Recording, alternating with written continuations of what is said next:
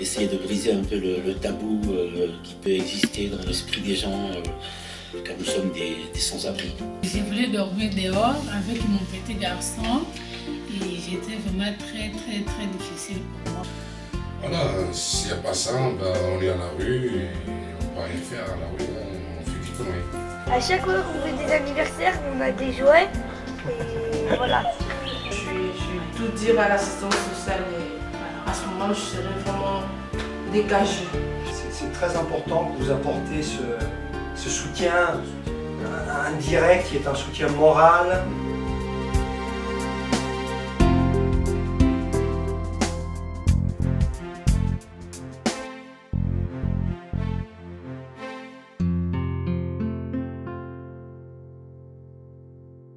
L'association de l'hôtel social a été créée en 1968 par la mairie de Lyon et par le CLOR. Et elle a évolué petit à petit. L'année dernière, nous l'avons relookée parce qu'il faut vivre avec son temps. Maintenant, cette association s'appelle l'ASSO. Nous avons été reconnus d'intérêt général en 2012. J'aurais voulu qu'on se voie pour la prochaine newsletter, je suis en train de la préparer. Oui. Et du coup, j'aurais voulu qu'on refasse un point sur l'ensemble de l'activité de l'ASSO. Donc l'ASSO, c'est d'abord des CHRS, 3 CHRS, 237 places, 3 CHRS qui sont répartis sur 3 structures différentes, soit du DIFU pour accueil logement, soit pour la Charade et pour Ribou, du monobloc. Alors on héberge et on accompagne ici des hommes seuls de plus de 25 ans, des personnes qui sont orientées par la maison d'arrêt social ou des personnes qui sont orientées par la justice pour des aménagements de peine. Donc on accompagne ici des résidents par une équipe de travailleurs sociaux, nous sommes 7 travailleurs sociaux, et par une équipe globale avec des agents d'accueil de 12 personnes. On propose un accompagnement individuel par binôme ou alors un accompagnement collectif, donc tout ce qui est de la vie quotidienne, tout ce qui est la proposition d'ateliers, qu'on appelle aussi des outils de médiation, que ce soit la couture, du sport, de la cuisine, du théâtre, tout ça pour rentrer en lien, pour se connaître différemment, et surtout pour se rencontrer dans des espaces différents de l'accompagnement individuel et dans des espaces aussi conviviaux.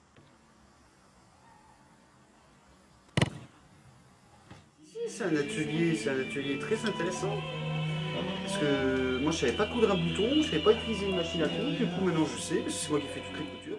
L'idée au départ c'était de travailler autour de la question de l'estime de soi, du rapport au corps, de comment on peut se valoriser à travers les vêtements, la tenue qu'on porte, et de travailler à partir de vêtements usagés. Ça nous permet d'apprendre plein de choses, à coudre, à couper, à créer. J'ai mis le maître. Hein? Non, attendez, je vais Chacun d'entre nous, on a à apprendre de l'autre.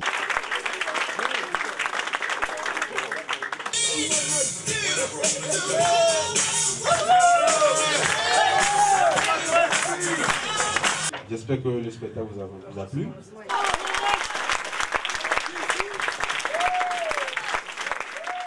On dit on ne peut pas faire grand chose. Dieu merci.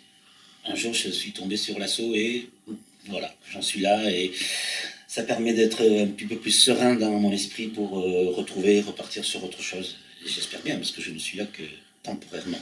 Le nom de l'établissement, la Charade, c'est mon premier, mon deuxième, mon troisième, tout ça pour faire un tout qui dit qu'ici on prend en charge la globalité des problèmes que rencontre la famille. Des femmes qui sont en situation de séparation de couple, pour certaines suite à des violences conjugales, autres types de familles, des familles qui ont des difficultés dans leur relation éducative avec leurs enfants.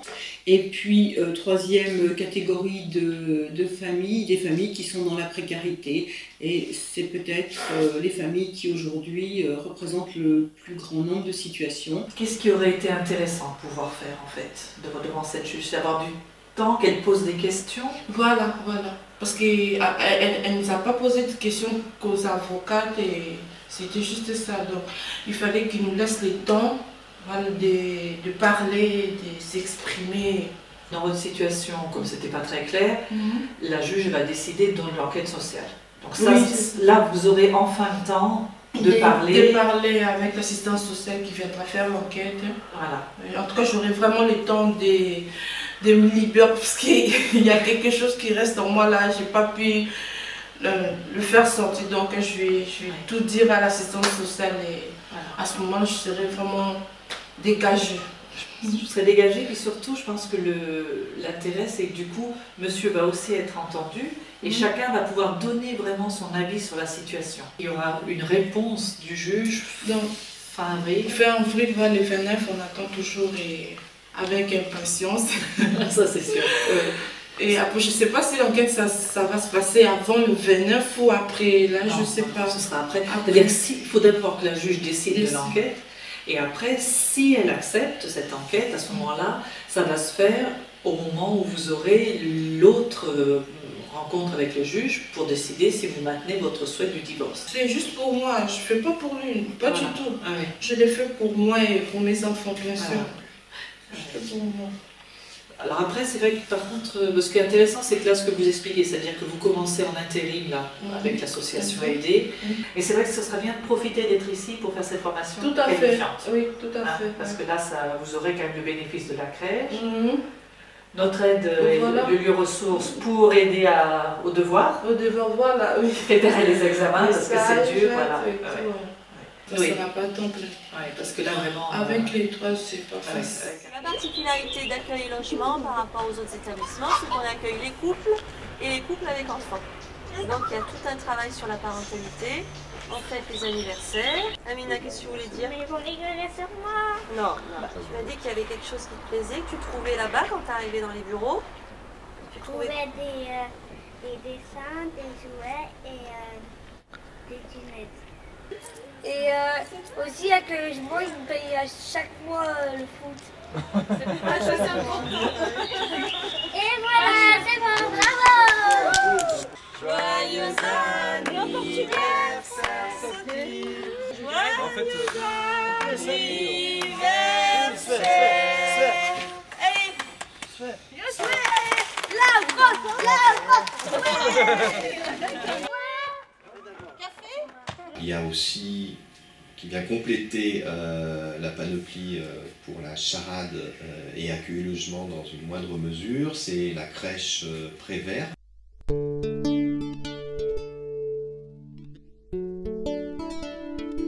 Le service petite enfance Jacques Prévert, intégré au CHRS La Charade et accueil et logement pour 9 places, est également ouvert sur le quartier pour 6 places.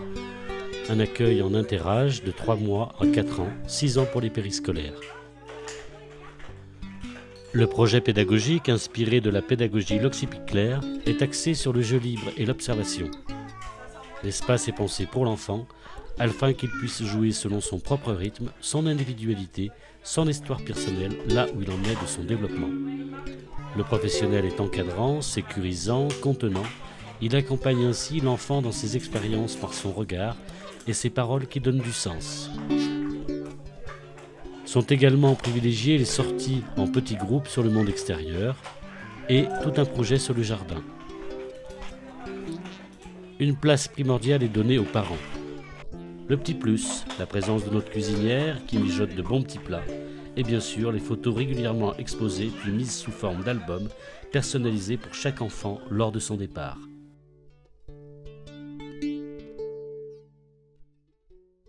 Sur ces structures d'hébergement permanentes, en fait, viennent s'ajouter, et se sont ajoutés les 3 derniers hivers, les villages mobiles, 200 places. Et en parallèle à ces lieux d'hébergement, il y a également d'autres services proposés? Oui, une structure qui ne fait pas de l'hébergement, qui fait le point accueil, qui est un accueil de jour pour sans domicile fixe. Vous n'avez pas la pêche là, hein? Pour avoir un papier, il faut que tu ailles dans plusieurs bureaux pour avoir des papiers, pour avoir un papier. Et pour tout ça, son masque quoi. J'ai 4 ans de travail en Paris. Et tout à l'heure, j'ai dormi dans la rue. Tellement on est pauvre. Le numéro provisoire de la capitale me dit que c'est pas bon pour pour le chômage. Pour vous, au niveau des services du accueil, même si, entre guillemets, la situation restait toujours pendante au niveau de, je vais dire, de vos droits. Je suis à la rue, voilà. Je vais essayer de prendre mes douches, je bois mon café, je vais un peu sur internet, voilà.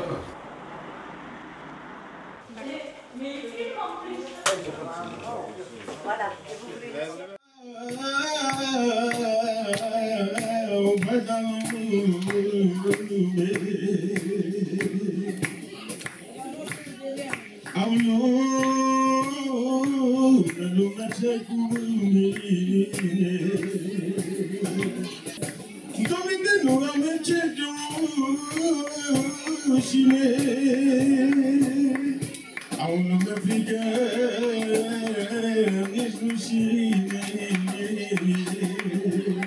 Merci. Bon, c'est dur au niveau de la vie. C'est maintenant grâce au niveau du service social qui m'ont aidé à venir ici au village mobile. J'espère que la suite mènera à la suite, et peut-être pour le futur. Espérons qu'on arrivera à s'en sortir derrière, qu'on aura un projet derrière l'avenir, et peut-être un vrai projet, et espérons que la vie soit meilleure pour maintenant pour 2014. Les villages mobiles existent depuis maintenant 3 ans, en collaboration avec Domicile en ce qui concerne le bâti et l'ASSO pour ce qui concerne les salariés et le financement et la gestion pour les résidents. Ces villages mobiles ont vocation à accueillir des personnes qui sont sans abri. Ils sont orientés ici après avoir appelé régulièrement le 115 et que la MVS ait décidé de pouvoir leur permettre pendant quelques temps de se poser afin de retrouver un petit peu de sérénité et que l'on puisse avec eux travailler sur l'estime qu'ils peuvent avoir d'eux-mêmes. Nous sommes soutenus dans cette action très régulièrement par des bénévoles qui viennent autour du repas, autour du soutien scolaire, autour d'ateliers aussi, de lecture de contes pour les enfants, et puis tout simplement autour du lien, de façon à ce que les gens puissent échanger. Nous travaillons de plus en plus avec les communes, avec les maisons du Rhône, avec le SAMU social, avec les différents travailleurs sociaux qui sont sur les centres communaux d'action sociale ou qui sont sur des lieux d'accueil type le CAO pour des gens qui peuvent être sortants de prison. C'est une belle aventure humaine. L'ASSO a été le moteur de cette opération. Une collaboration, et quelle collaboration! J'espère qu'on continuera encore longtemps. C'est tout ces merveilles pour moi, je suis vraiment dans la joie. Ensuite viennent s'ajouter à ces premiers dispositifs d'accueil et d'hébergement, en allant plus loin sur l'emploi et sur l'accès au logement, donc le grenier, qui est un atelier chantier d'insertion.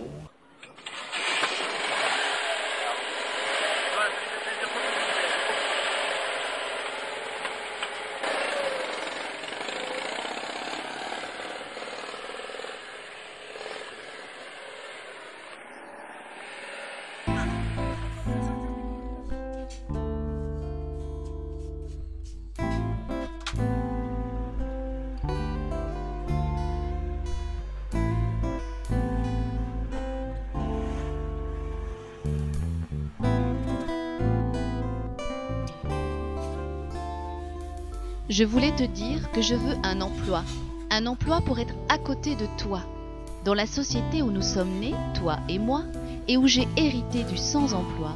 Je veux vivre sur la même marche que toi, celle de la liberté et de l'égalité. L'égalité des chances, l'égalité de mes chances. Au grenier, je me sens valorisée par un travail de qualité. Le beau passe dans mes mains tous les matins, et franchement, cela me fait du bien. Après des années de perdition, je remplis enfin ma mission, celle de ne plus être à côté de ceux qui vivent en liberté, sans précarité.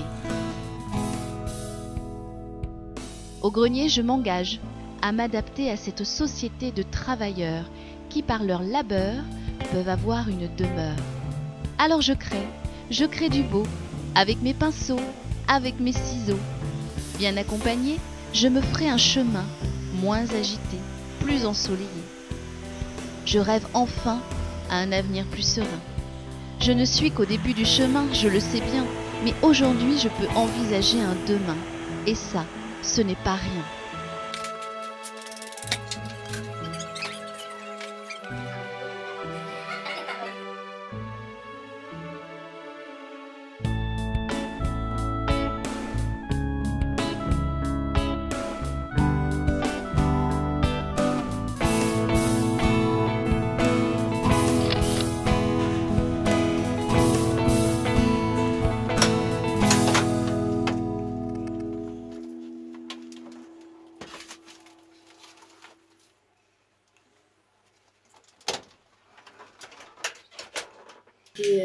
Ça, non, le premier test, c'est un test écrit.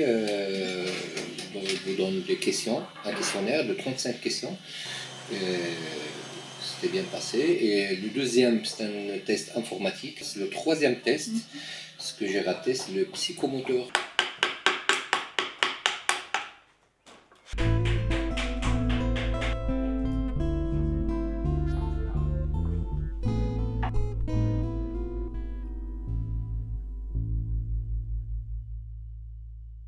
La dernière partie des activités de l'ASSO, c'est un accompagnement social lié au logement qui est réalisé par le service habité.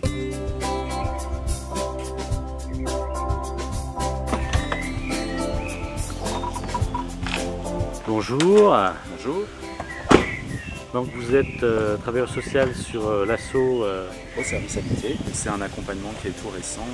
Et du coup, ils ont déménagé un petit peu en urgence, donc on va voir un peu où ils en sont.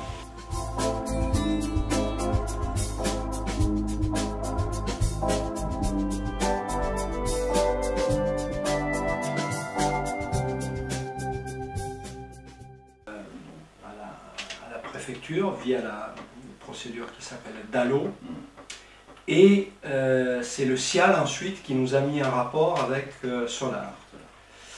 Solar, à ce moment-là, que j'ai rencontré, m'a dit que, tenu compte de ma situation économique, de notre situation économique actuelle, il ne pouvait pas donc nous donner un bail, enfin le bail directement, mais que ça se ferait donc via un bail glissant. Au niveau de ce qu'on a déjà pu travailler ensemble, qu'est-ce que vous retenez les points essentiels, qu'est-ce qu'on a déjà pu faire ensemble et surtout qu'est-ce qu'il nous reste à faire? Donc ça nous a permis donc de récupérer donc l'appartement ici. La gestion des établissements permanents de l'ASSO, c'est un budget d'environ 5 millions d'euros chaque année, dont à peu près 70% pour les 3 CHRS. À ce budget-là, on peut rajouter un budget de fonctionnement d'1 million d'euros pour l'intervention de l'ASSO en période hivernale pour l'hébergement d'urgence, ce qui nous fait pour l'année 2013 un budget de fonctionnement qui tourne autour de 6 millions d'euros. Les ressources que perçoit l'association des collectivités publiques et ses ressources propres lui permettent de présenter depuis plusieurs années des comptes à l'équilibre, ces comptes étant contrôlés et certifiés chaque année par un commissaire aux comptes. L'ensemble de ces structures associatives, bien sûr, s'appuie sur un fort appareil professionnel, 120 salariés en période hivernale. Ces 120 salariés autour du cœur de métier qui est l'accompagnement par des travailleurs sociaux de différentes formations qui œuvrent chaque jour pour l'accompagnement de ces publics. L'ASSO a adopté ces derniers temps une véritable stratégie de développement. C'est une vraie décision. Je crois que l'action sociale, qui est quand même notre champ d'intervention, est dans une période de grande transformation. Mais plus fondamentalement, je crois que c'est la société tout entière qui est en pleine mutation. Et bien sûr, nous sommes au cœur de ces enjeux sociétaux. C'est pourquoi nous devons agir. Il est vrai qu'actuellement, nous avons besoin de plus en plus de fonds. Et les financements, tout le monde le sait, sont toujours difficiles à obtenir. Nos bienfaiteurs ont la possibilité de venir nous voir. Les portes sont ouvertes et je les accueillerai avec grand plaisir.